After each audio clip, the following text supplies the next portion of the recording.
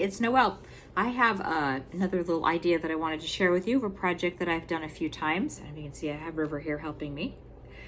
This is a word book that I made for my grandson. I've made one for all of my grandsons and my nieces and nephews. And if you're like me, you're just coming off of a summer where you've had lots of time with family, or we're going into the fall, so we're coming up to the holidays and things where we're going to have times when we see our people. And I thought those photos, recent photos, are a good way to make a word book for your young ones who are learning how to read or just learning some words, or also to help them remember some of the family members and people in their life.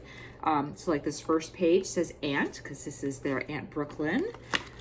And then this is a picture of all of them playing. So put play. This is when they were all together last summer. Boy, swimming in the pool. Oh, that one looks like it got kind of wrinkled. My grandson looks at this a lot. Hike.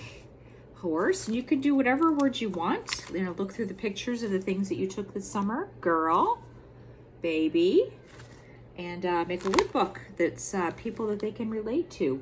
Bike, goat. That was really fun. That was actually goat yoga. They don't go on you. They just walk around you anyway. Sister, walk, dad. So you get the general idea. I'm just using scrapbooking paper, maybe putting a little bit of other color on it if it needs it, but a lot of them it didn't. And I just printed the words out on my printer and cut them up and put a little bit of a background on them. You could go so far as to cut them out on your Cricut and, you know, make them super fancy. And then I used my Bind It All and punched it out and bound it up. And like I said, he carries this around and looks at it all the time. My grandson Lance especially, his is pretty worn out from carrying it around and looking at it. But anyway, a fun little gift to make.